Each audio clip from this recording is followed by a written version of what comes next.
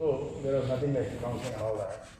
And first time when I appeared, I was not even qualified. Even the qualifying marks I couldn't get. And suddenly, one of my close friends, closely knit circle we had, and one of them who was not very studious and not very industrious, and he got selected. So that gave me a very good, very big jolt, and then made me realize why, how the hell, the one who has been running with me, how all of a sudden he has been selected. So keeping apart all the reasons why he has been selected. Until then, I was only thinking, I don't know how much of hard work I have to put in for the selection, and so I was only looking at the different the difficulties that we need to undergo, or different pains that I need to take to really prepare and get selected. But the moment when I completely determined that, okay, this 1 year I am going to study, and end of the year I am going to walk in medical college, and nothing in between. So thereafter, whatever disturbances that I encountered with, or whatever difficulties that have come in the way, whatever unfavorable conditions that I had to go through, none of them I found them as my limitations to work hard on the job in hand. And I just kept on working on. The only thing is, I was so confident that entrance I am appearing, once the results are out, I am going to step in the medical college. So this is what we call single-mindedness. Then I stood second in the state. First time I was not even qualified. And when I was selected in the subsequent attempt, I was second ranker in the state. So what I mean to say is, if you keep on giving lame excuses for working on something, your eyes and attention get stuck at wherever the obstacles allow. So it is a kind of escapism. చాలా చదవాలి మన వల్ల కాదు, అవన్నీ మనకు వచ్చే కాదు వేరే ఎగ్జాంపుల్ చెప్పుకోవడం. It's not meant for us అనుకోవడం. So no dream is a big dream, I'm telling you. No dream is a big dream. If you believe in yourself, and if you are very passionate, and if you are fascinated by your dream, there is nothing that can stop you in achieving it. And everything else that you see on the path to reach your goal, to reach your destiny, they are there naturally for everyone, but who ignores them is an achiever, and who sees them with a magnified lens is the one who is a quitter. So the only difference, it is not in the difference between there is no difference with respect to the knowledge, with respect to the intelligence, or anything of the sort. A winner is a winner because he never sees the obstacles in between. A quitter is a quitter because he sees only the obstacles in between. However big the dream is, it's never a big dream. Okay? So similarly here, every other pupil sees, somebody sees the sky, somebody sees the branches, leaves and other things. But Arjuna doesn't say anything, he sees only the eye of the bird. And naturally the arrow he releases hits the bird's eye. So that's how it goes. Then, actually, even in Bhagavad Gita, I am not well versed with the Sanskrit slokas. I only remember what it means, the tathparyam of the sloka I remember. Karmalanu cheyitayande neeku adhikaram kaladu kaani వాటి ఫలితం నందు లేదు, అట్టని కర్మలను చేయటం మానరాదు. ఎక్కడ మనం చేస్తే ఏం ప్రాబ్లం వస్తుందో అనుకొని మానేయడం, దానికోసం అది చెప్పాడు, కర్మలను చేయటం మానరాదు. కర్మలను చేయటం అంటే నీకు అధికారం కాదు కానీ వాటి ఫలితం నందు లేదు.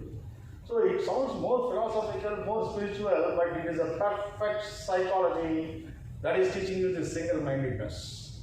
Do the job in your hand. Do your best and forget the rest. Okay, if you believe in the principle of cause and effect phenomenon, if success is the effect, sufficient effort is the cause. And if you keep on thinking about only the effect without producing sufficient cause, how can that be? Your job is to produce the sufficient cause so that it can lead to the effect that is intended or desired. Okay?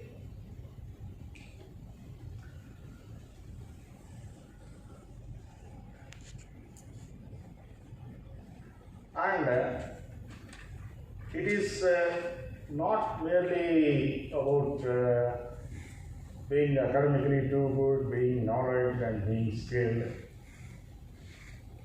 I told you there are many spheres of life. It is not just being good at your academics or also being good in practice. So in the campus again there are two sets of people and some transition zone in between. One bunch of guys or girls confined completely only to the books. They are book bugs. All the time they are found with the books. Either they are found in the library or they are found with the getting stuck to book, not talking to anybody around, giving a serious look. Someone is talking with noise in the room. And we can find such both in girls and boys. These days, more with the boys than with the girls. And there are other set of girls and guys who goes around. They simply exam వచ్చినప్పుడు చదువుకో వస్తే ఇప్పటి నుంచి ఏంటి అంత చదివి చేసేది ఏముంది దించేది ఏముంది. They keep growing. They go about socializing and whatnot. You name it, it happens. And it continues till the time of exams. And suddenly there is a jolt with the fear of exam. You sit, read, manage to pass. And it happens for first year to final year he falls out. So much of his time was dedicated for the fun at one end. Similarly, there are other set who are very studious. Much of their time was only confined only for the books. They could manage. Oh, they could not that they could manage. They could achieve gold medals. They walked out. Both walked out. But at the end of the day, the guys who just managed to pass, devoting much of time for the fun, also will regret because when they see their counterpart being very successful in the profession, they really understand, they realize, they regret, they repent what they have missed in their student days. But surprisingly, same thing happens even for those who have been studious all the time. Those who confined only to the books, those who are book bugs, they miss their socialization, the fun and frolic. They are essential ingredients of the life. Only thing is you need to know, you need to draw a line where you should not go beyond.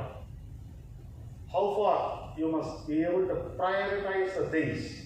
I don't say that you should never have the fun. You should have the fun.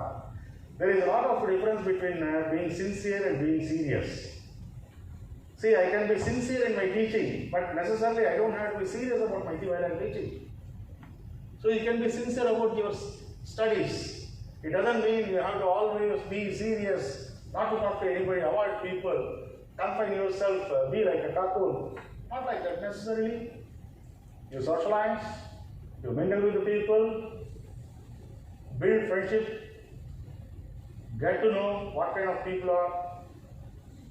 So life, whatever, see, there are 90% of what you need to learn how to live is never taught in any university. It is learned in life. Adversity is the best university, I am telling you. Your difficulties can teach you better than your comforts. Mingle with the people and get to know what kind of people are there and try to expand your world. Try to increase the horizon of your life. Have a wider vision. So those who miss the fun also will have to regret, and those who miss actually certain skills and knowledge which they lack during the student days which they could not manage to acquire they also invariably end up regretting.